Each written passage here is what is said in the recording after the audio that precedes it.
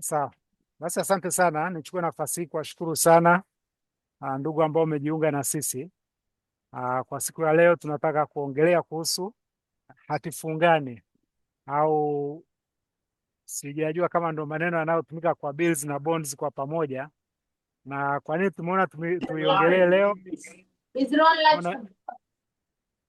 Tumeona ni vizuri kutokana na maendeleo yanayoendelea, minada inafanyika, kuna kuwepo na taarifa za matokeo ambazo hatujazoea kuzisoma. Kwa hiyo tukaona tujikumbushe kuhusu hizi hati fungani, na kama mnavyojua kwamba sasa hivi mwaka unaokuja na miaka inayokuja, serikali yetu imesema kwamba kuna possibility ikaanza kutegemea zaidi hizi domestic resources. Hati fungani ni mojawapo. Kwa hiyo na mmeona tangu mwaka ulivyoanza yield zilikuwa ziko juu kwenye 15%, lakini huu mwaka umeenda kuishia wakati yield zimepungua sana, kitu kilichosababishwa na maombi kuwa mengi zaidi kuliko zile hati fungani zilizokuwa zinauzwa. Kwa hiyo sasa inaonekana kuna interest kubwa sana kwenye hizi instruments au hizi bonds. Kwa hiyo tumeona tufanye session ya leo kujaribu kuongelea yale mambo ya msingi, na nimeandaa slide chache ambazo ni revision ya mambo ambayo tumesha kuyafanya siku za nyuma. Nitawapitisha haraka haraka kwenye hizi slides, lakini mwishoni kama kuna maswali au kuna clarification mnayoitaka muweze kuuliza hayo maswali. Kama mnavyoona tunaanza na a very basic definition kwamba hivi ni vitu gani, ambako nafika mnavyojua kwamba serikali inapokuwa inahitaji pesa kutoka kwa umma ndipo huwa inauza zile hati fungani. Kwa hiyo serikali ikikopa inaitwa treasury bond, au kampuni binafsi ikikopa ndio inaitwa hati fungani ya kampuni binafsi au corporate bond. Kwa hiyo structure ya hati fungani za Tanzania ilivyo ni kwamba mwekezaji anakuwa analipwa riba kila baada ya miezi 6 kwa hati fungani za serikali na za baadhi ya makampuni, lakini kuna baadhi ya corporate bonds au hati fungani za kampuni binafsi ambao analipa kila baada ya miezi 3, yaani inalipa mara 4 kwa mwaka. Kwa hiyo kwenye hizi hati fungani za serikali ambazo tunaziita treasury bond, serikali ndo muuzaji, ndio maana inaitwa treasury. Treasury ni wizara ya fedha, zinaitwa treasury bond kwa sababu serikali ndio muuzaji wa hizo hati fungani au ndio mkopaji kwenye hili soko. Sasa hizi za muda mfupi ambazo zinaitwa treasury bills kwa sasa hivi ziko za maturities kuanzia siku 35, au unaweza ukawekeza kwa siku 91, au ukawekeza siku 182 au siku 364.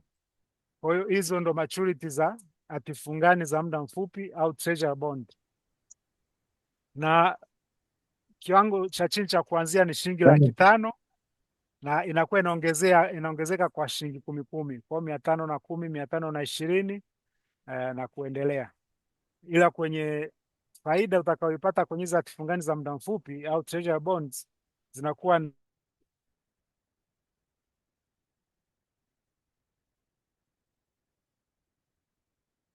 10. Ila za muda mrefu kwa sasa hivi kuna maturity za miaka 2, miaka 5, miaka 7, miaka 10, miaka 15, miaka 20 pamoja na miaka 25. Ila hizi ya miaka 7 nafika miaka 2 iliyopita, Benki Kuu ameacha tena kuzitoa.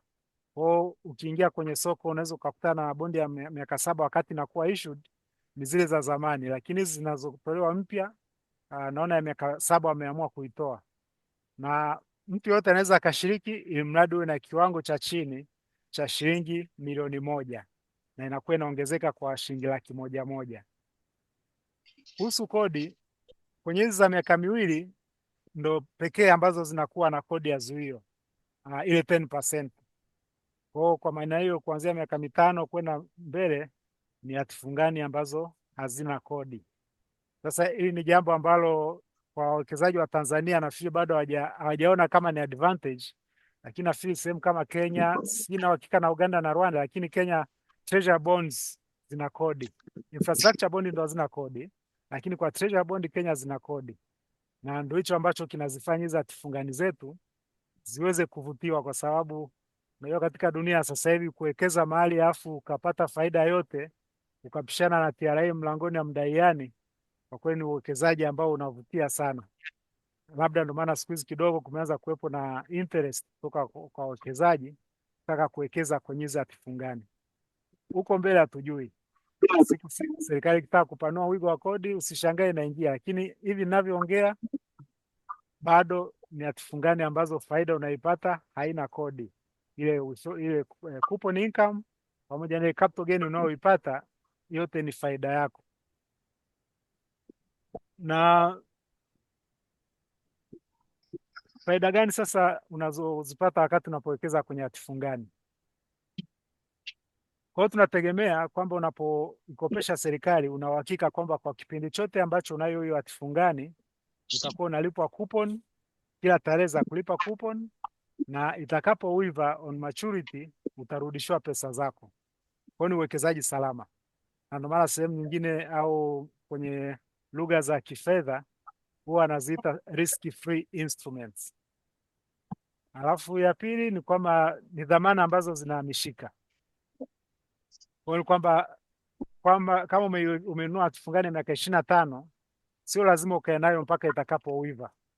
Unaweza ukaiuza kwenye soko ya secondary market kwa muda wote unaotaka, hata ukauza baadhi ya hiyo hatifungani. Umenunua hatifungani za milioni 20, unaweza ukauza hata milioni 10 ukabaki na hiyo kiasi kilichobaki. Kwa ndo huo faida yake kwamba ina liquidity. Tofauti na pesa ambazo utakuwa labda umenunua kiwanja au umewekeza sehemu gani, ni kwamba mpaka machuri, yani kuna soko ambalo unaweza ukauza huo uwekezaji wako wa namna hiyo. Yani hauna liquidity kama unayokuwa nayo kwenye hatifungani za serikali tunazoziongelea hapa. Na faida nyingine kubwa ni matumizi ya hizi hatifungani kwenye mkopo, kwamba unaweza ukatumia hatifungani kwa kukopea, na ni kati ya dhamana ambazo ukitaka kuchukua mkopo processing inachukua muda mfupi sana, na faida inayopatikana kwenye hizo hatifungani asilimia 12, 13, kwa kweli ni faida ambayo bado inaridhisha na ni nzuri. Sasa twende kwenye risks za kuwekeza kwenye hatifungani au kwenye bondi, kwa sababu nimetaja faida nyingi sana, lakini vilevile huwa kuna some risks au athari za uwekezaji wa kwenye hizi hatifungani. Ukiangalia hapo haraka haraka, kuna kitu kinaitwa interest rate risk. Hii ni athari inayotokana na mabadiliko ya viwango vya riba.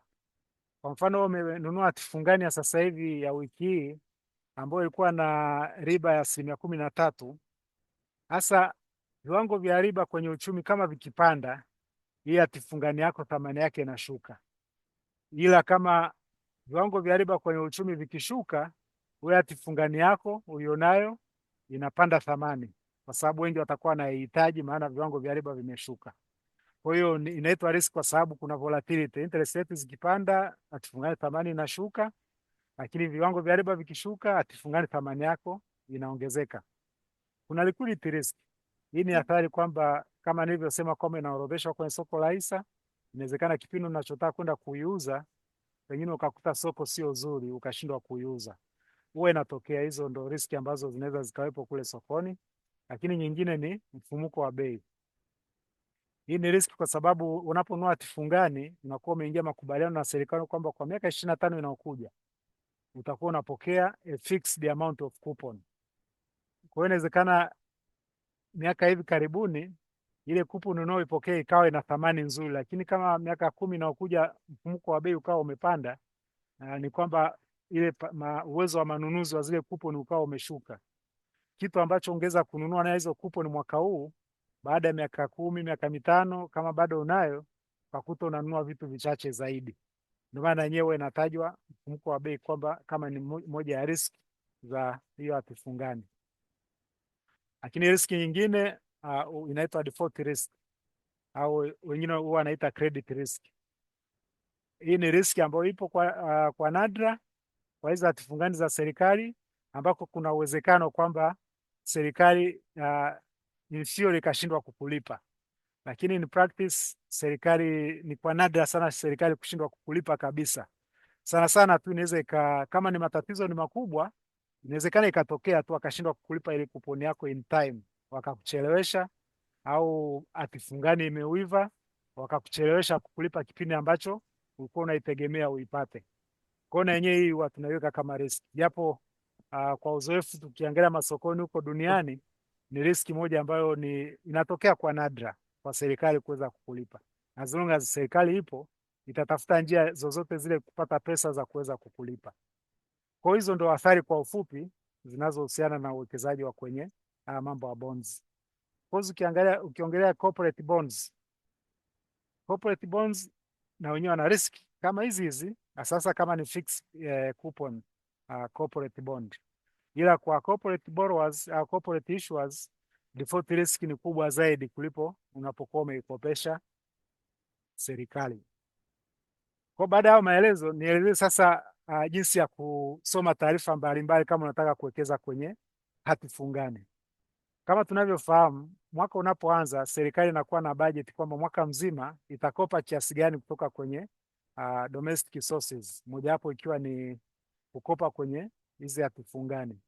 Kwa hiyo huwa inatoa kalenda kwa mwaka mzima au inatoa kalenda kwa miezi 6. Kwa hiyo ikishatoa kalenda, angalau wawekezaji wanakuwa na picha kwamba mwaka huu au miezi 6 hii kuna bondi za miaka 5, miaka 10, miaka 25 na zitakuwa zinatolewa kwa tarehe zipi. Kwa hiyo inakusaidia mwekezaji kuweza kupanga vizuri kwamba kama naitaka bondi ya miaka 25 miezi 3 ijayo, acha nianze kujikusanya sasa hivi ili itakapofika niweze kuhudhuria kwenye huo mnada. Na kuanzia mwaka huu Januari, Benki Kuu ikabadilisha utaratibu. Zamani hizi coupon zilikuwa ziko fixed.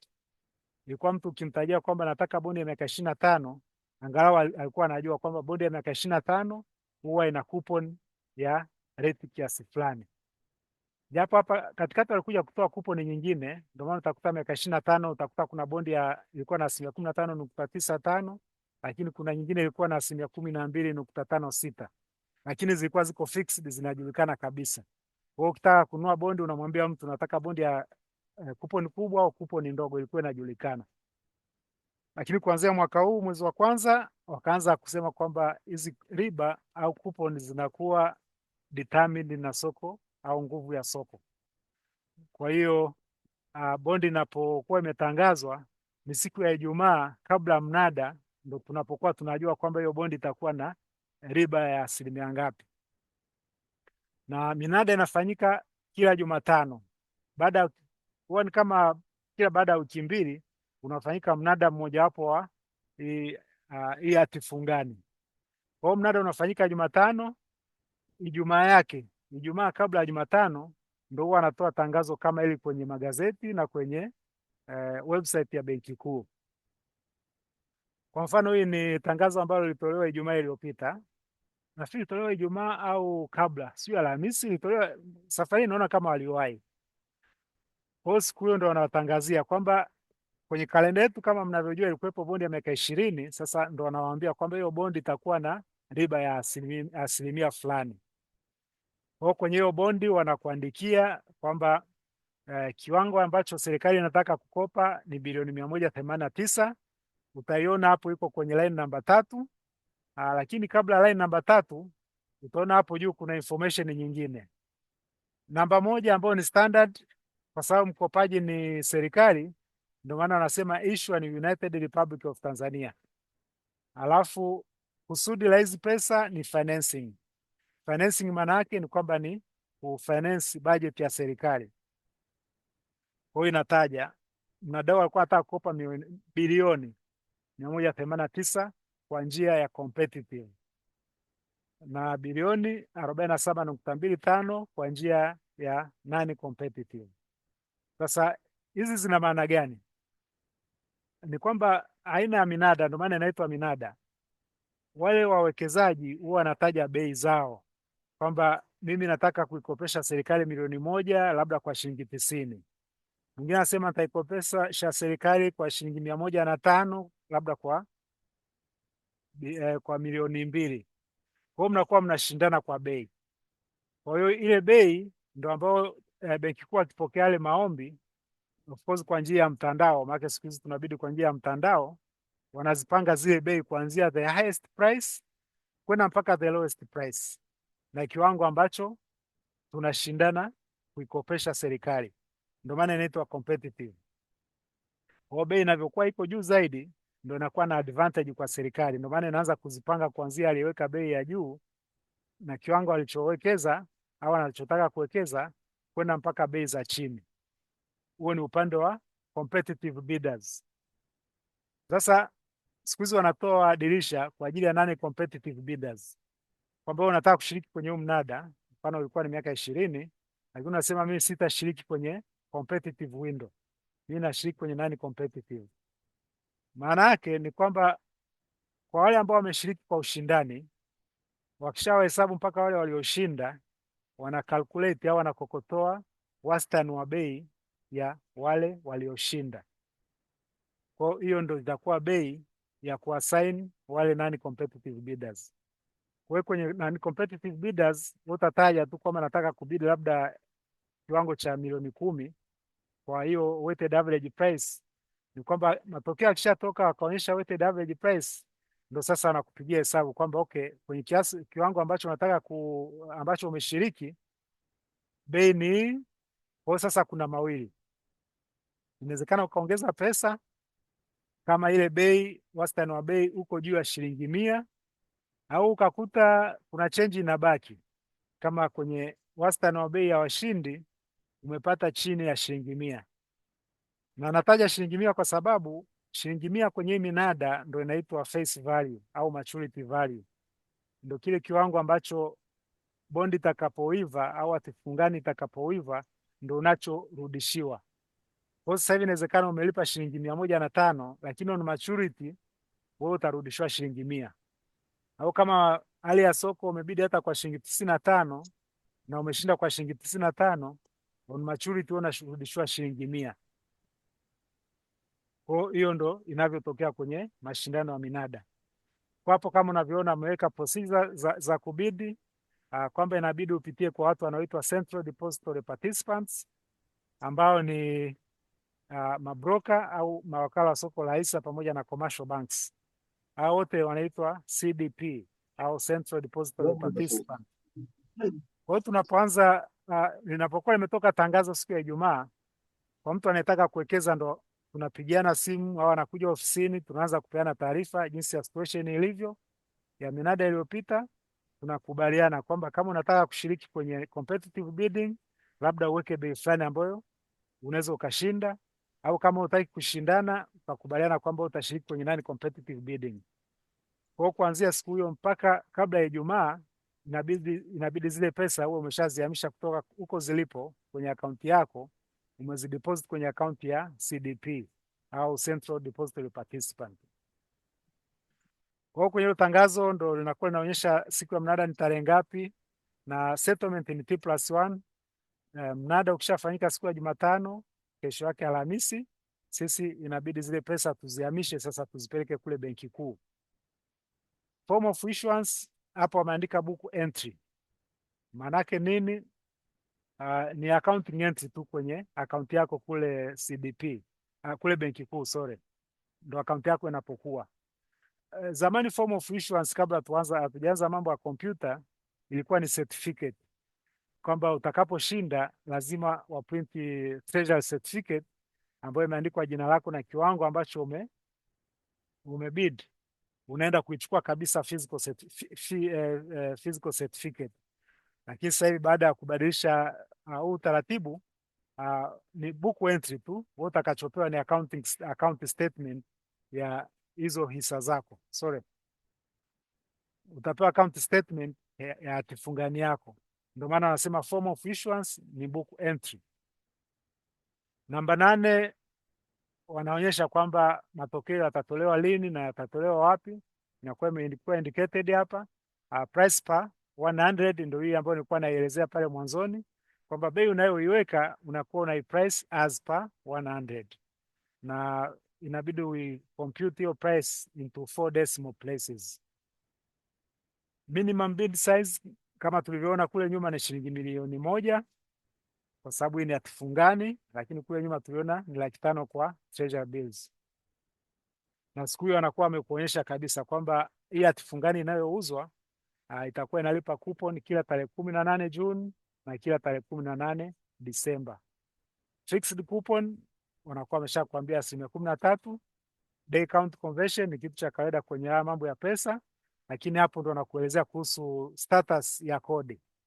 Lazima wa define hapo, usie ukakutana na mtu mjanja akakwambia unatakiwa kulipa kodi kwenye hii bondi, wakati aka katangazo au prospectus ya mnada imekwambia kabisa tax status hakuna withholding tax, na issue currency ni Tanzanian shillings, na maturity date yake tarehe 18 Disemba 2045.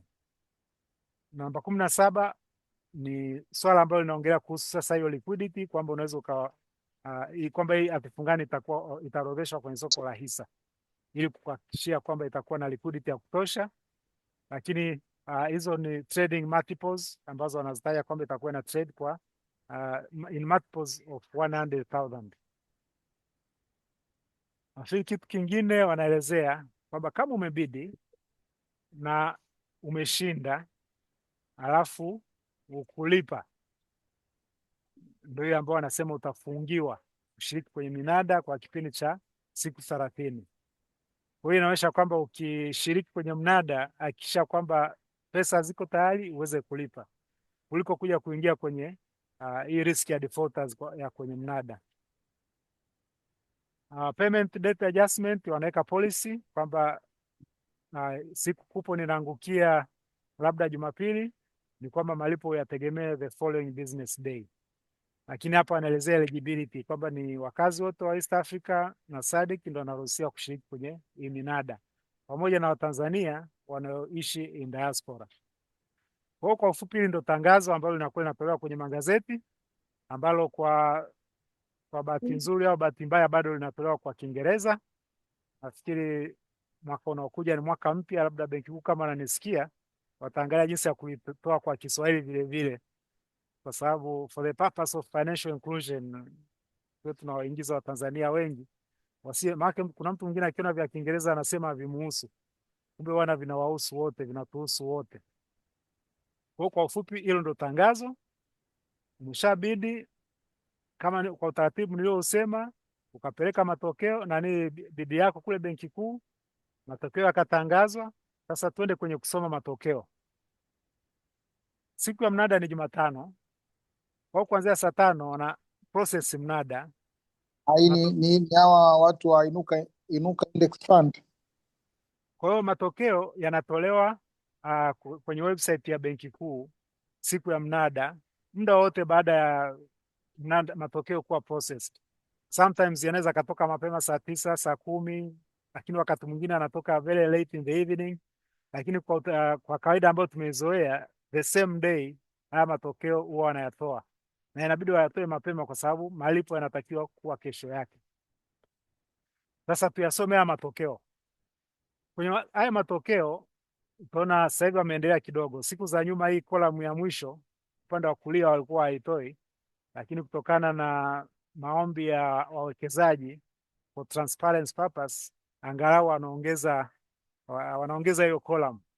Sasa twende line by line kwa ufupi ili tuweze kuisoma au kujua maana ya haya matokeo. Utawezaje jinsi ya kuyasoma? Kwanza, kama umeshiriki kwenye huu mnada, sehemu ya kwanza ambayo matokeo yakitoka, sehemu unayokimbilia ni kwenye hiyo line namba 6. Sasa kama umeshiriki kwa kama umeshiriki kwa competitive bidding, line unayokimbilia ni hiyo namba 6, na kama umeshiriki kwa non competitive, line unayokimbilia kuangalia ni hiyo line namba 7, kwa sababu kwa non competitive hiyo ndo bei yako sasa, na ndo bei ambayo ina determine umepata faida ya kiasi gani, na ndo bei ambayo ina determine kiwango ambacho utalipia huo mnada wako. Kama umeshiriki kwenye competitive unakimbilia line namba 6 kwa sababu ile ndio cut off point. Kwa ukiona bei yako iko above competitive hiyo minimum price, unajua kwamba umepata. Ila ukiona bei yako iko exactly, pengine umeweka bei imekuwa exactly minimum successful price, hapo sasa inabidi umpigie simu, wasiliana na CDP wako, wasiliana na benki yako au broker wako aconfirm kwamba je, umepata zote hizo au pengine umepata kwa njia ya prorata, kwa sababu inawezekana serikali inataka kukopa bilioni 189 alafu cut off point imekuwa kwenye bei ambayo hiyo bilioni 189 inaishia. Kwa kama wamegongana watu wengi kwenye hiyo bei, ndo inakuja kitu kinachoitwa prorata, kwamba inawezekana umeomba 100 ukapewa milioni 90 au ukapewa hata pungufu. Sasa turudi juu. Kwenye matokeo, laini ya kwanza itakuwa inaonyesha hiyo bondi yako hiyo hatifungani na wiva lini, lakini namba 2 inaonyesha washindani ambao wamepeleka zile bids za ushindani walikuwa wangapi. Kwa mnada wa wiki walikuwa 550. Namba 3 inaonyesha walioshinda au bids zilizoshinda. Kwa wiki bids zilikuwa 550 lakini bids zilizoshinda ni 7. The highest price inaonekana kwenye namba 4 ambaye highest bidder alikuwa ameweka 109.5678. Kwa huyu alikuwa hataki kukosa, kwamba unajua kabisa on maturity utapewa shilingi 100, lakini kwa sababu hutaki kukosa hii coupon ya 13%, unaweka bei ya 109.56. Lakini the lowest alikuwa ameweka 87.4056. Kuna mtu alikuwa anajaribu kuspeculate kwamba labda inawezekana serikali iko desperate na hizi pesa inaweza ikachukua hata bei ya chini. Kuona ivizia serikali kwamba niipe leo shilingi 87 alafu on maturity inirudishie shilingi 100. Lakini kama tunavyoona line namba 6 cut off point ikawa kwenye 107.1245. Kwa hiyo you can see jinsi kulivyokuwa na competition kati ya minimum price na highest bidder. Kwa hiyo sasa ndo wanachukua waliobidi wote kati ya 107 na 109 na amount walizobidi, wanakokotoa kitu kinachoitwa weighted average price, ndo hiyo ambayo iko kwenye line namba 7. Kwa hiyo line namba 7 ndo ina determine sasa line namba 8 weighted average yield to maturity ni kiasi gani. Hii ndo yield ambayo huwa inatajwa wakisema kwamba tunatoa coupon ambazo ziko market determined. Hiyo ndo yield ambayo huwa wanaitaja. Hiyo ndo yield ambayo ina reflect competition ilikuwaje kwenye mnada, na ndio ina determine kwamba okay, sasa hivi yield zimefikia kiwango gani. Kwa wiki hii licha ya mnada kuwa na coupon ya 13%, lakini weighted average price ilikuwa at a premium. Kwa hiyo effective yield ya mnada ikawa ni 12%. Hasa namba 9 huwa ni coupon yield ambayo kwa mazoea yangu sioni kama tunaitumiaga sana, lakini wenyewe wanairipoti kwenye matokeo, ambayo nafika kama mtu mwenye calculator hapo anaweza confirm hiyo tu, anachukua ile coupon divided by weighted average price, ndio unapata hiyo weighted average coupon. Hiyo ni line namba 9. Line namba 10 wanarudia sasa kile kilichokuwa kwenye ile tangazo, ambako walitangaza kwamba wanataka kukopa bilioni 189 kwenye competitive na bilioni 47.25 kwenye non competitive. Namba 11 kama tunavyojua kwamba ushindani ulikuwa mkubwa, jumla la maombi ilikuwa bilioni 719. Wakati kwenye non competitive almost double the amount, kwamba maombi yalikuwa kama mara 2 ya kiwango ambacho walikuwa wametangaza kwamba wanataka kukopa kwenye hilo dirisha, hiyo column ya mwisho. Kwa namba 12 simple ni tofauti kati ya 11 na 10, kwamba anachukua 10 minus 11 ndio unapata 12. Okay, ukiona negative ni kwamba huo mnada umekuwa over subscribed kama vielelezo hapo vinavyojieleza. Sasa tukienda kwenye namba 13 na yenyewe ni line muhimu, ni line ambayo inaweza kutusaidia kupata reaction kwa serikali kwamba je, hizi pesa walikuwa wanazihitaji sana au hawakuwa desperate. Lakini matokeo tunavyoona hapa, inaonekana kama serikali haikuwa na uhitaji sana wa hizi pesa, wao wamechukua slightly below kile kiwango ambacho walisema wanataka kukikopa. Ila kwa historia, kwa minada mingine iliyopita, umekuta kwamba unakuta successful bids ni nyingi zaidi kuliko hata ile line namba 10. Hiyo ndio huwa ina indicate kwamba serikali hapa kweli ilikuwa inahitaji hizo pesa. Lakini mwishoni kuna line mbili ambazo zitakuonyesha kwamba coupon utakuwa unazipokea kila tarehe ngapi. Sasa kuna kitu nikisisitize kwenye column ya mwisho hapo, unaona kwamba kiwango ambacho walikuwa wameoffer serikali wanataka kukopa kwenye non competitive window ni bilioni 47, lakini maombi yakawa bilioni 94 na serikali ikakubali bilioni 47.264. Kwa hiyo hapo maana yake nini?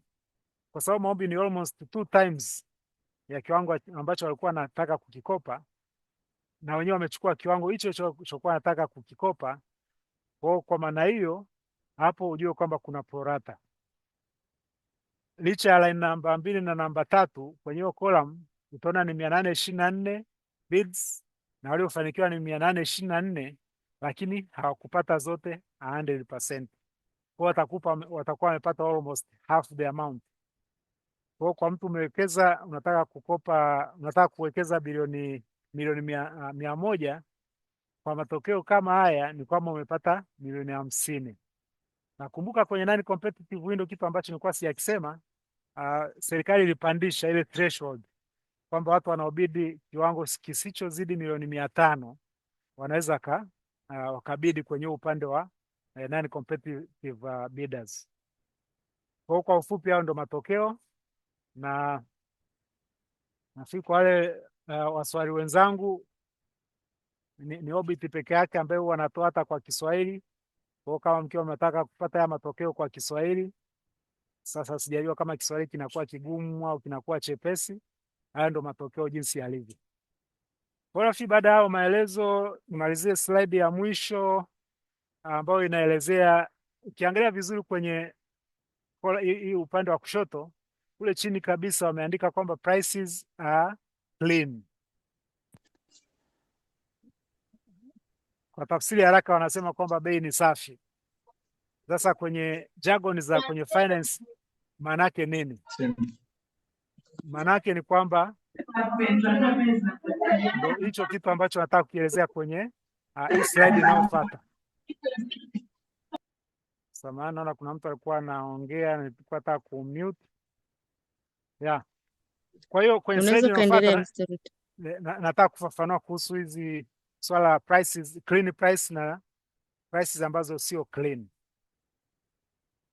Kwa hiyo kwenye hiyo picha, kwa sababu amesema clean, kwa maana kwenye finance kuna price ambazo sio clean, ambazo kwa literal translation ni dirty price. Tofauti yake nini? Ni kwamba clean price ukijumlisha accrued interest ndo unapata dirty price. Sasa accrued interest inakujaje? Kwenye mfano nimeonyesha coupon payment dates.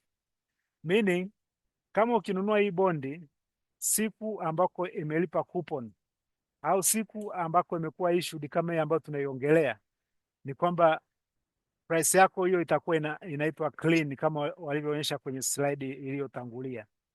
Sasa kuanzia tarehe 18 Juni ukianza sasa kwenda kwenye next coupon payment date, kuna zile siku zinaanza kuaccrue. Ile coupon ya 13% inaanza kuaccrue kila siku.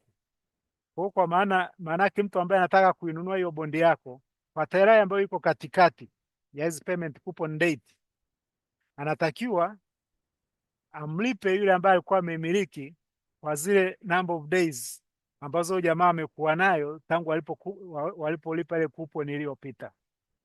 Kwa maana yake ni kwamba kwenye malipo atamlipa ile clean price, atajumlishia na ile accrued interest ambayo imeshaongezeka kuanzia ile coupon payment date iliyopita mpaka hiyo tarehe ambayo huyo mtu anataka kuinunua, kwa sababu the next payment date, wewe ambao umeinunua katikati ya zile payment period, ile siku ya coupon payment wewe utalipwa coupon yote ya miezi 6 azifu ulikuwa umekaa nayo miezi yote 6. Kwa kama umenunua katikati, inabidi umcompensate yule ambaye alikuwa ameshikilia mpaka hiyo labda miezi 3, ili utakapoenda siku ya kulipwa coupon ulipwe hiyo coupon yote ya miezi 6. Kwa hiyo ndio ilikuwa ufafanuzi kuhusu clean price na dirty price. Kwa nafikiri baada hapo nimemaliza presentation yangu.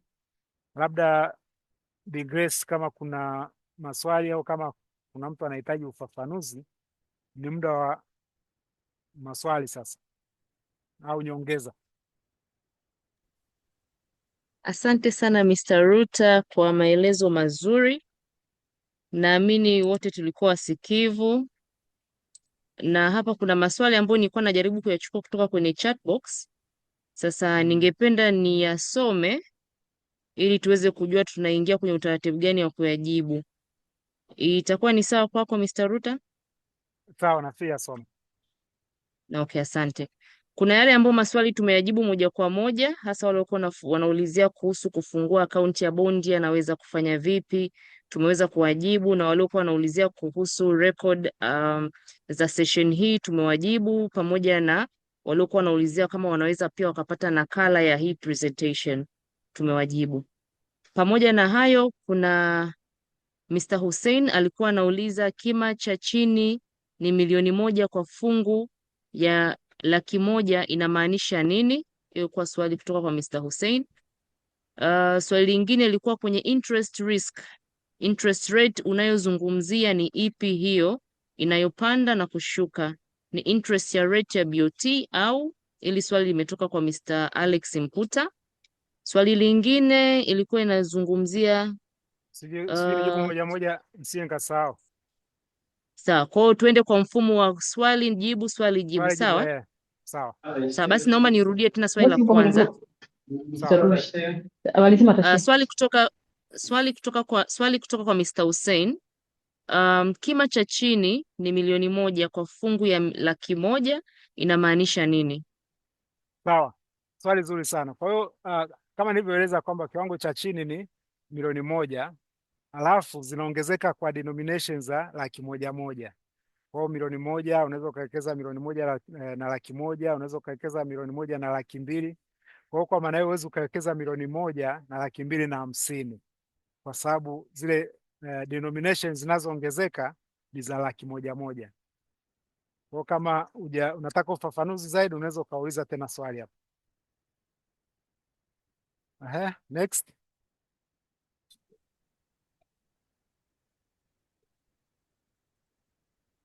Grace, kama unaongea sikusikii.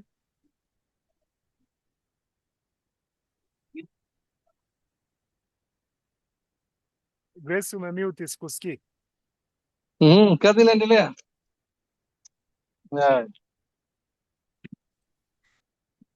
Grace, sikusikii.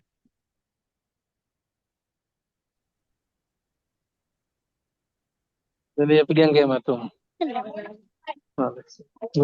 Halo, habari? Njema. Sasa nakusikia. Nilikuwa sikusikii. Nafiulizia swali jingine sasa.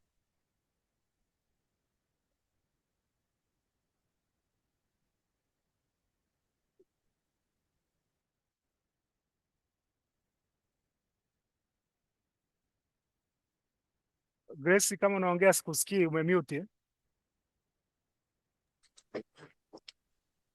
Swali ni kwenye interest risk, interest rate unayozungumzia ni ipi hiyo inayopanda na kushuka? Ni interest ya BOT au ni swali kutoka kwa Mr. Alex Mputa?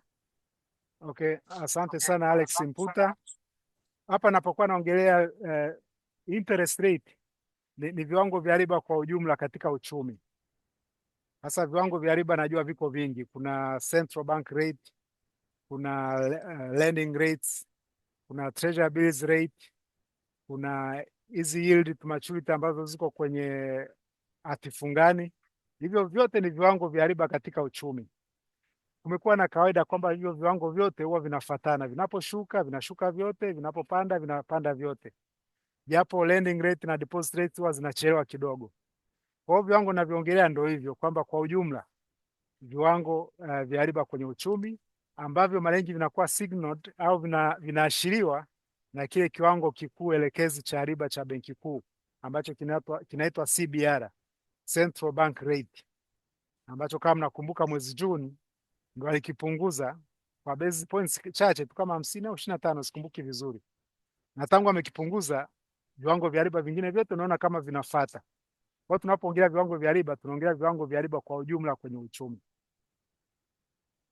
Alex, kama unahitaji maelezo zaidi unaweza uka text hapo au ukaja inbox. Alex, nakufahamu, karibu.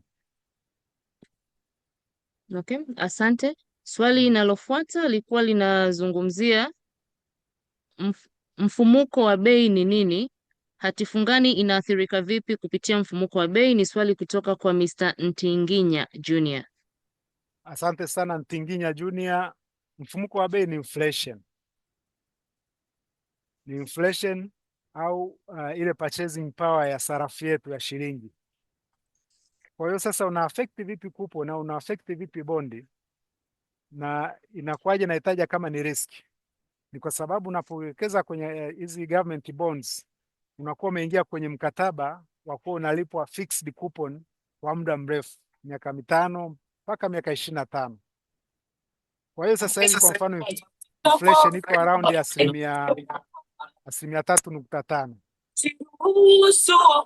Ikaja miaka 10 inayokuja mfumuko wa bei ukawa 1%, siombei iwe hivyo, lakini ikawa 10% au 15%, ni kwamba purchasing power ya sarafu yetu itakuwa imepungua.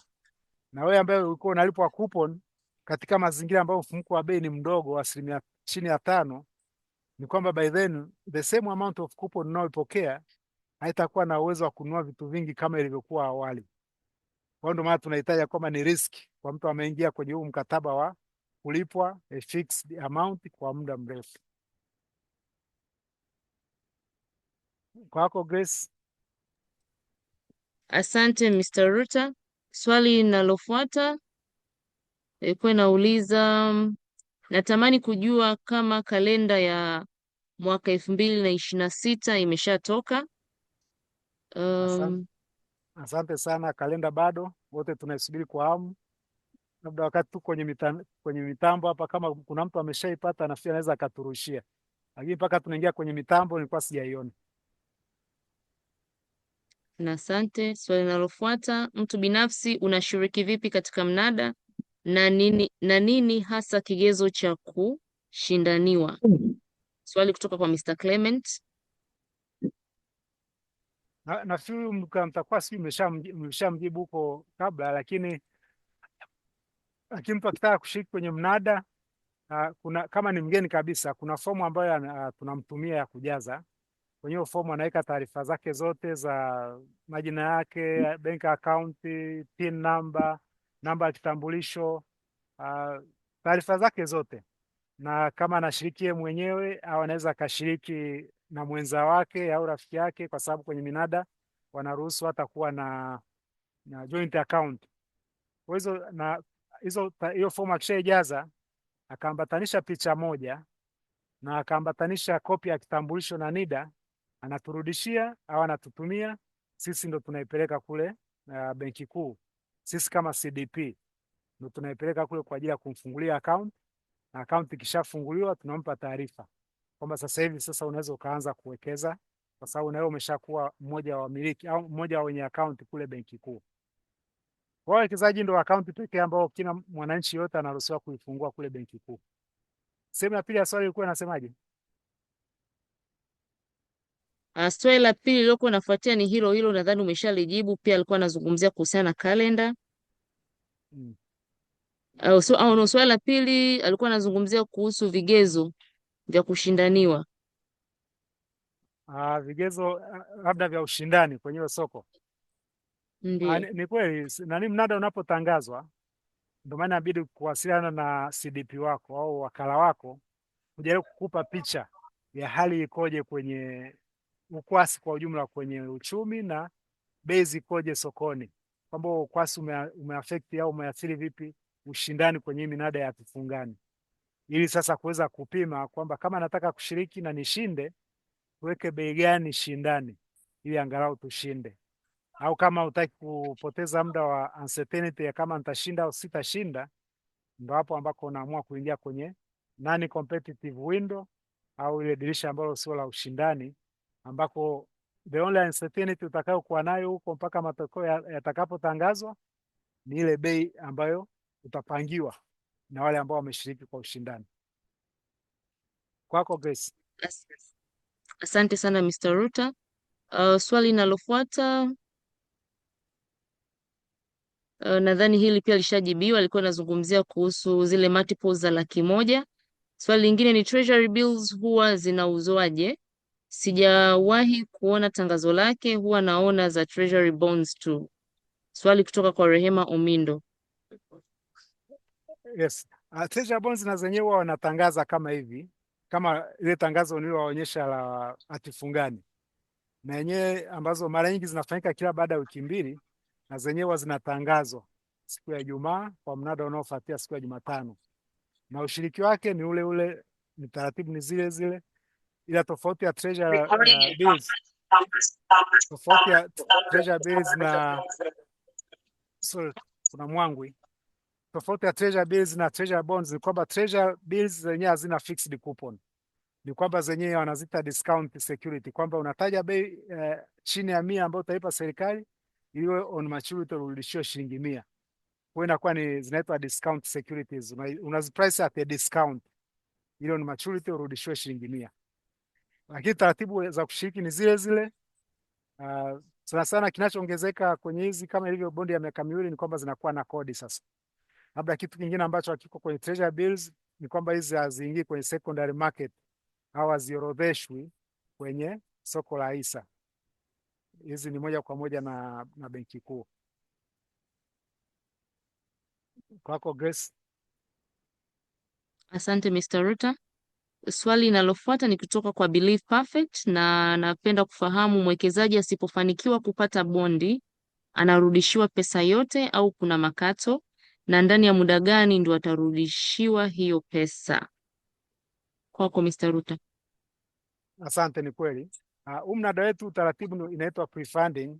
Ni kweli kwamba kabla sisi hatujaenda kwenye mnada, hatujapeleka bidi yako kule Benki Kuu, pesa inabidi ziwe kwenye akaunti yetu. Ila ikitokea umebidi non competitive, umebidi competitive, umeshindwa, hizo pesa tunakurudishia. In fact tunakurudishia immediately. Kishamaliza process za mnada, wengine siku ya Alhamisi na Ijumaa wana process kuwarudishia wale ambao hawakushinda na pengine wameamua kwamba hawataki labda kushiriki kwenye minada mingine, warudishiwe pesa wawekeze sehemu nyingine. Ila wengine ambao wamekosa mnada huu, anataka kushiriki mnada mwingine, hizo pesa anaweza akaziacha kwa upande wetu ili tukausubiri huo mnada mwingine. Na sasa hivi bahati nzuri ni kwamba most of the CDPs, siwasemei wengine, nikijisemea mimi Orbit, ni kwamba tuna mfuko wa uwekezaji wa pamoja. Umekosa mnada huu, hizo pesa zako tunaweza tukaziweka kwenye Inuka Money Market, zikasubiri mnada unaofuatia, angalau zikawa zina any kitu chochote. Lakini kama unazihitaji hizo pesa, tunakurudishia pesa zako zote jinsi zilivyo, na hakuna gharama yoyote ambazo tunakuchaji. Meaning kwa sababu kuna ile 0.3% ya transaction fee, ile tunaichaji tu kwa wale ambao wamewekeza na wameshinda. Lakini kama hujashinda, hatukuchaji hizo brokerage charges. Nafikiri kwa sihitaji kwamba hizo ndo gharama ambazo tunawachaji wawekezaji. Kiwango cha chini shilingi 50,000 au 0.3% ya face value ya zile pesa ambazo umewekeza. Kwa hiyo chochote kitakachokuwa juu ndo gharama za au ndo brokerage charges tunazochaji wawekezaji. Kwako Grace. Asante sana Mr. Ruta. Swali lingine ni kutoka kwa Jacqueline Ernest, na napenda kufahamu tunaposema bondi imeiva au imemachua tunamaanisha nini? Nafikiri hili pia utakuwa lilijibu. Sawa. Mature ni mwisho wa hiyo bondi, kwamba ni bondi ya miaka 25, Kwa hiyo inawiva, au pale kwenye matokeo alikuwa ameandika redemption date, ni ile tarehe ya mwisho ambako unatakiwa kurudishiwa ile capital yako, ndio hapo tunasema imewiva au imemachua. Asante. Swali lingine ni kutoka kwa Mr. Exaud. Naomba kujua bei inapangwa vipi, mimi nitajuaje bei sahihi ili niweze kushiriki? Mtu binafsi anawezaje kununua bila ya kutumia dalali? Sawa, asante sana kwa swali zuri.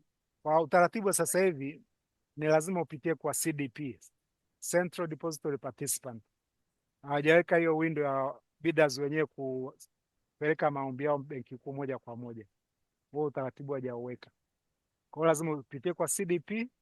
Sasa kwa kupitia kwa CDP, sasa ndo hapo wanapokusaidia na kukupa ushauri kwamba uweke bei gani ili uweze kushinda kwenye mnada. Kwa hiyo alikuwa ameuliza mwanzoni hapo kwamba una determine hiyo bei ya ushindani. Ndio katika kushauriana na kwa kuangalia minada iliyopita ilikuwaje, ndo tunasaidiana kupanga bei, kwamba kama unataka kushinda weka bei fulani. Unaweza ukakuta mtu mwingine anakuja hapa ofisini anasema mimi nishajaribu kwa watu kadhaa huko miaka wiki kadhaa nashindwa, ili lazima nipate. Sasa kidogo ukiwa aggressive, uwe tayari kuweka bei ya juu zaidi ili kujihakikishia ushindi. Asante sana Mr. Ruta. Swali lingine, kuna tofauti gani kati ya primary na secondary bond markets? Swali kutoka kwa Mr. Justin Haule. Okay, asante sana kwa swali zuri. Tena fiki kwenye posta yetu tulikuwa tumesema tutalijibu. Kwa nakushukuru umelikumbusha. Umenisikiliza mpaka mwisho, sikutaja hicho kitu. Primary market ni pale wakati wa minada. Wakati benki kuu inapokuwa inauza hizi hati fungani kwa mara ya kwanza. Hiyo ndio primary market au soko la awali. Secondary market ni kwenye kule DSE zinapoenda kuorodheshwa. Sasa huko ndo sehemu ambako zile bondi zilizouzwa kwa mara ya kwanza kwenye soko la awali zinaweza zikaenda kutrade sasa kwenye secondary market. Na huko sasa ni kati ya wawekezaji, alikuwa amenunua anamuuzia mwingine ambaye pengine akushiriki kwenye mnada. Kwa secondary market ni soko la upili, primary market ni soko la awali. Nafikiri ndio hayo majibu yake. Alisi kama Grace kuna jinsi nyingine ya kuelezea kwa urahisi. Unajua hivi tumeshakaa muda mrefu sana sokoni, inawezekana unakieleza unafikiri labda kinaeleweka lakini mtu asikielewe. Nafikiri umeeleweka kwa ufasaha kabisa Mr. Ruta, inaeleweka vizuri kabisa. Swali lingine, na imani pia muuliza swali atakuwa ameelewa pamoja na watu wengine ambao natusikiliza.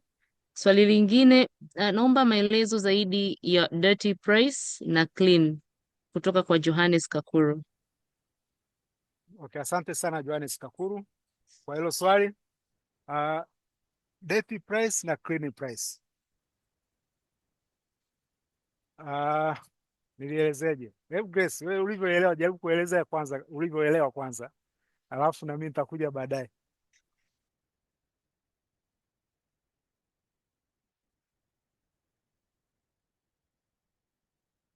Grace. Grace, unanisikia? Umemute?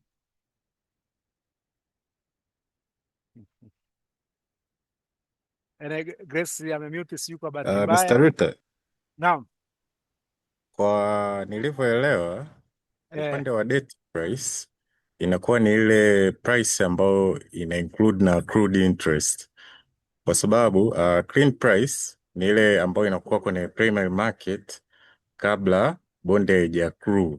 Ikishapita settlement day, bondi inaanza kuhesabu accrued interest ambayo ukienda kumuuzia mtu mwingine kwenye secondary market lazima uinclude. Alivumilia zile siku kuanzia bondi ilivyoanza either primary mpaka hiyo siku ambayo anakuja kuiuza. Kwa hiyo lazima apate fidia ambayo ndio hiyo tunasema analipia hiyo accrued interest ambayo ndio inaleta debt price. Sawa, yani hii ni sawa na kununua mbuzi mwenye mimba. Inabidi ile anayekuuzia mbuzi umcompensate na ako kanani, ako ka expected ndama. Kwa hiyo ile clean price kama kuna siku zimeshapita tangu walipolipa ile coupon iliyopita. Kwa hiyo huyu ambaye anainunua sasa hivi au yule ambaye amekaa nayo kabla hajaiuza, ni kwamba kuna accrued interest au accrued coupon ambayo yeye alikuwa anastahili kuipata. Kwa sababu amekuuzia wewe, ni kwamba ameiforgo, hataipata the next coupon payment date. Kwa hiyo unainunua kwa sababu the next payment coupon date utalipwa 6 months coupon azifu umekaa nayo tangu mwanzoni, ndio inabidi kale ka portion ka coupon ambayo ilikuwa imesha accrue mpaka siku ile unapoinunua umpe yule ambaye alikuwa amekaa nayo, yule sasa coupon date inayokuja ukachukue hiyo bondi kwa miezi 6. Kwa hiyo clean price ni ile bei ambayo haina accrued interest, na debt price ni ile price au ni ile clean price ambao wameijumlishia hiyo accrued interest, inakuwa debt price, au neno jingine wanaitumia settlement price. Ni clean price ambayo imejumuisha na hiyo accrued interest. Karibu Grace au Yusufu. Okay, Mr. Ruta, Yusuf, mimi naweza nikaendelea. Naona Madam Grace kidogo amepata dharura ya mtandao. Hello? Sawa, unaweza Okay, ukaendelea swali Yusuf. linalofuata.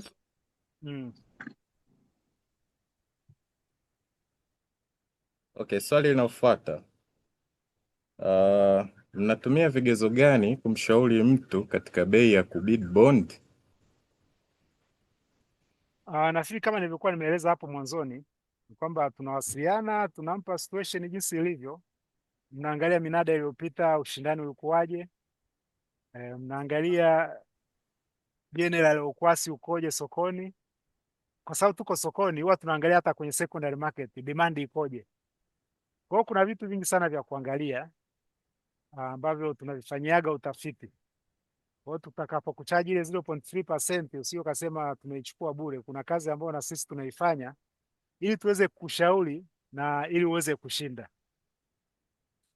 Ndio kazi yetu, in fact, that is our professional duty. Okay, swali lilikuwa linaendelea kutoka kwa Mr. Godfrey. Katika hiyo amefahamu tayari kuhusiana na namna tunavyomshauri mteja namna ya kubid kwenye bei, lakini pia swali linaendelea pia, unaweza elezea kidogo kuhusu uuzaji wa hizi hati fungani katika soko la hisa, yani soko la upili? Sasa kwenye soko la upili iko tofauti kidogo na jinsi ilivyo kwenye hisa.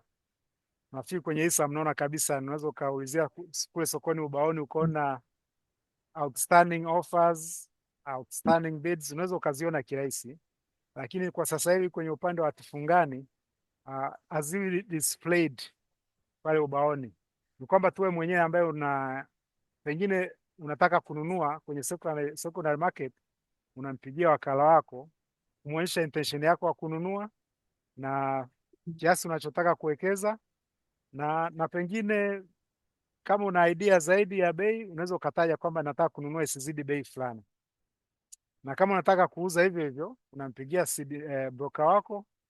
Sasa hapa mabenki ambayo hayana brokerage firm au hayana brokerage unit, hapo yanakuwa hayahusiki. Hapo tu ni wale mawakala wa soko la hisa. Unampigia simu kwamba nina bondi fulani nataka kuiuza, mnajadiliana, mnakubaliana bei. Kwa hiyo taarifa unamwandikia email na kuattach ile statement yako na namba ya bondi unayouza.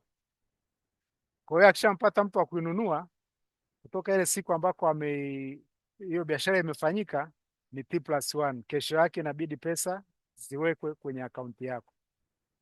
Kwa huo ndo utaratibu kwa ufupi. Okay, asante Mr. Ruta. Sasa inafuata kutoka kwa Believe, anauliza nikitaka kununua bondi kutoka kwa mtu ambaye tayari alishanunua, nampata wapi na nafanyaje? Yaani procedure zake zikoje? Nafikiri kama nilivyojibu ile swali lilotangulia.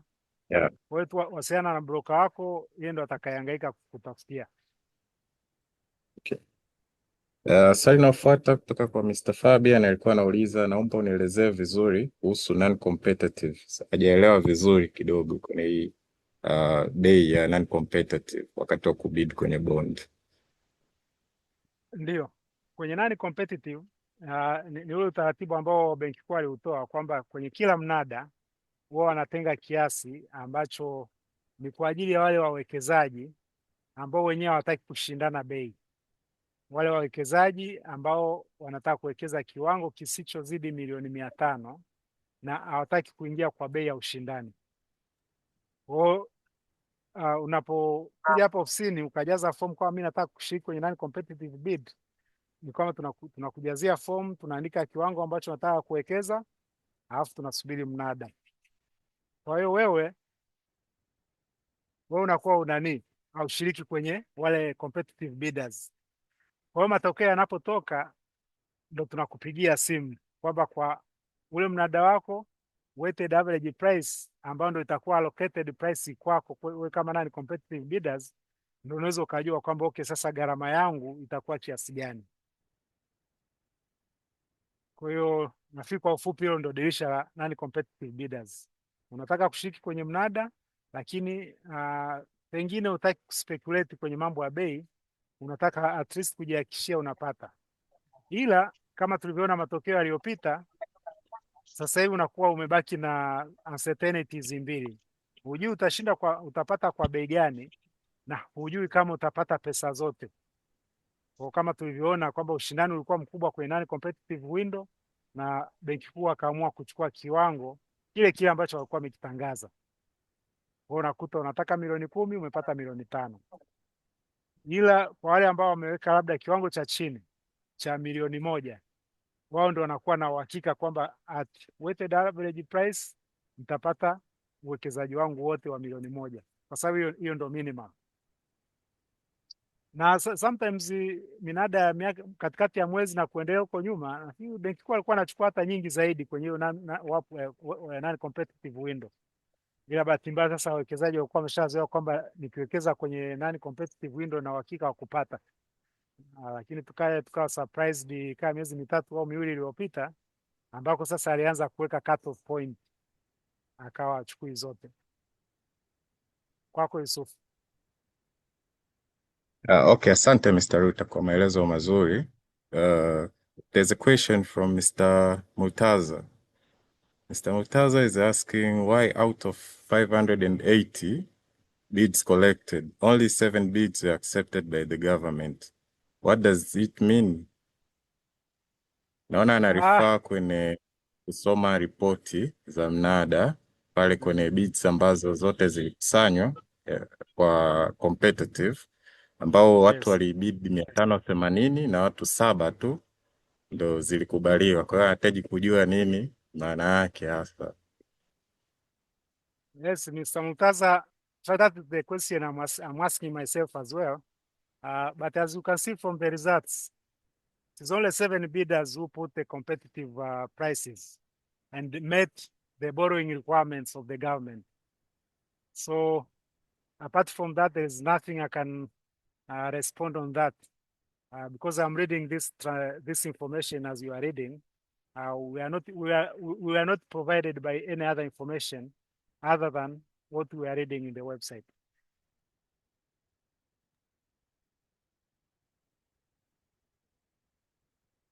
Okay, thank you Mr. Ruta. Tunaendelea na maswali. Hili swali la Nasri Daudi naona lishajibiwa kuhusiana na kujua kuhusiana na treasury bills, ili tuwe tutaliruka. Kuna swali jingine kutoka kwa Mr. Adam alikuwa anauliza, ambao pia na yeye naona kama tushalijibu. Alikuwa anauliza kama anaweza kuchukulia mkopo kupitia hati fungani.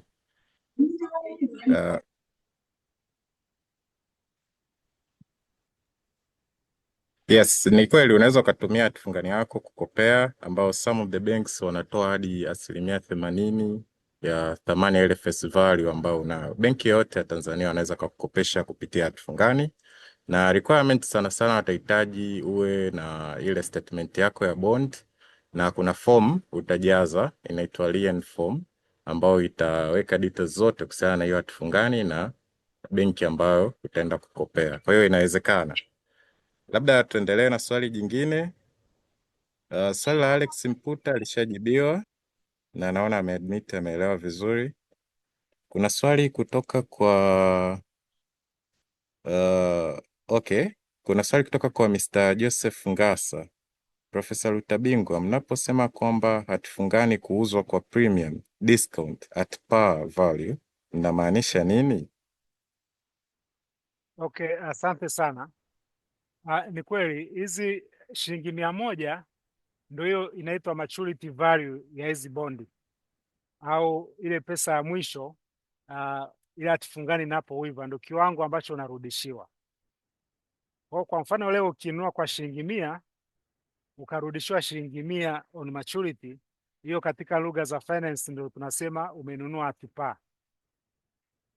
Hiyo ukinunua kwa bei ya chini ya shilingi 100, mfano shilingi 90 au shilingi 95, wakati on maturity unarudishiwa shilingi 100, ndio tunasema umenunua at a discount, kwamba wewe umenunua kwa shilingi 95 unarudishiwa shilingi 100, kwa una kafaida ka shilingi 5. Lakini utakapoinunua juu ya shilingi 100, pengine umenunua kwa shilingi 105, kumbuka on maturity unarudishiwa shilingi 100. Kwa hiyo umenunua at a premium na kale ka shilingi 5 kwako inakuwa ni loss. Inakuwa ni loss au capital loss. Kwa sababu gani?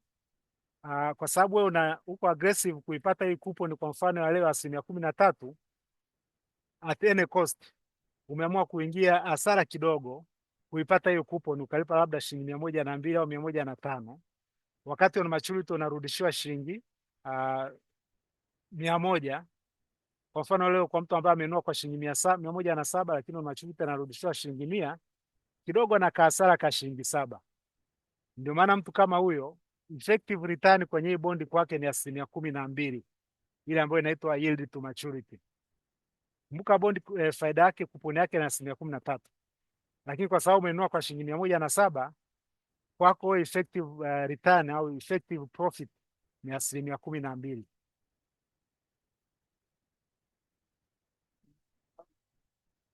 Kwako Yusufu. Okay, asante Mr. Ruta. Naona tumalize swali la mwisho.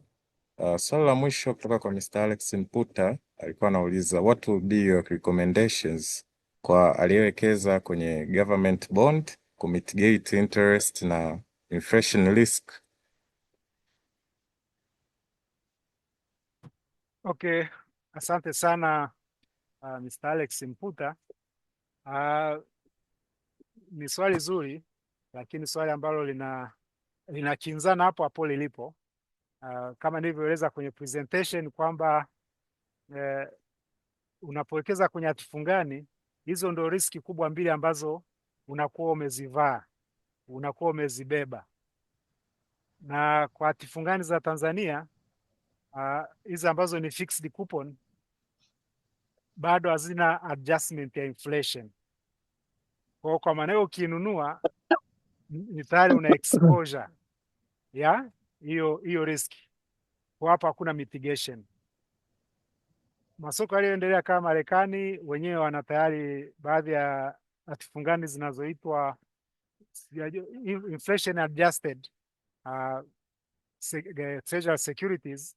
Hizo ndo securities ambazo tayari zimesha mitigate against inflation au inflation rate au mfumuko wa bei. Lakini za kwetu ukinunua ukakaa nayo kwa kipindi chote ambacho unaimiliki, hakuna mitigation yoyote, ni kwamba umevaa hizo risks. Kwa umevaa risk za inflation na utakuwa umevaa risk ya interest rate. Na kwa hatifungani kwa Tanzania na FIS sijaona kama hata kwenye corporate bond kuna floating rate. Ukinunua floating rate bond ndo kidogo unakuwa uko mitigated against yale mabadiliko ya viwango vya riba, kwa sababu riba ikipanda utakuwa unalipwa kuponi kubwa, japo ikishuka utakuwa unalipwa kuponi ndogo. In that way ndio unaweza kuwa uko mitigated against inflation pamoja na interest rate. Lakini otherwise ni riski ambazo unakuwa umeamua kuishi nazo as long as unaimiliki fixed coupon bond. Kwako Yusufu. Okay, Mr. Root, asante sana. Naona maswali yameisha. Halo, Ningependa sana.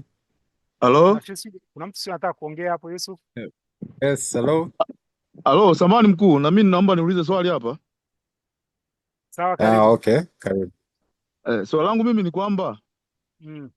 kwa mfano mimi nataka ninunue bondi ambayo thamani yake ni chini ya milioni 500, lakini nimeamua kuingia kwenye competition, hiyo inaruhusiwa? Okay, asante sana. Nafikiri ni ufafanuzi ambao sikuutoa. Ni kweli inaruhusiwa. Hata ukiwa na milioni 1 tu ni uamuzi wako kuingia kwenye competitive bidding au kuingia kwenye non competitive. Asante sana kwa hilo swali ambalo limenikumbusha kurespond kwa kitu ambacho sikukifafanua awali. Nakushukuru, asante. Karibu. Okay, Mr. Ruta, tunashukuru kwa hii session nzuri. Umeweza kufafanua mambo mengi ya msingi kwenye uwekezaji wa hati fungani, na natumaini ndio itakuwa session yetu ya mwisho kwa mwaka huu kama kutakuwa na mabadiliko yote ya ratiba. Pia napenda nimshukuru Madam Grace kwa kushiriki kama moderator, na pia wawekezaji wote au participants wote ambao wameshiriki kwenye hii session. Tunawashukuru sana kwa muda wenu, na tunashukuru pia kwa maswali, kwa sababu pia hii inakuwa pia ni sehemu kama collect feedback kutoka kwenu, tujue sehemu gani labda tukazie sana kwenye kutoa elimu au vitu gani sana ambavyo wawekezaji wanahitaji kufahamu. Kwa hiyo tutaendelea kuwashirikisha kama kutakuwa na session yoyote baadaye au wakati wowote tutawatumia. Pia kwa wale ambao walikuwa wanaomba hii presentation, tumechukua email zenu kwenye chats, kwa hiyo tutajaribu kushare na nyie kwa wakati. Kwa hiyo tunashukuru sana, tunawatakia pia heri ya sikukuu zijazo. Pia tupo tunawajali wawekezaji wetu. Kama utakuwa pia na changamoto yoyote wakati wowote, usite kuwasiliana nasi moja kwa moja, au pia ukatutembelea hata kwenye akaunti zetu za social media, Instagram, YouTube. Kuna posters mbalimbali tunaweka, kuna information mbalimbali pia kuhusiana na soko huwa tunashare. Kwa hiyo msiache pia kutembelea kule ili kuweza kupata updates on time. Sasa ningependa nifunge hii session, lakini nawakaribisha sana Orbit Securities, sehemu ambayo tunajali safari ya kila mwekezaji. Tunashukuru sana kwa muda wenu. Ningependa nifunge session. Okay, asanteni wote na karibu sana kwenye uwekezaji.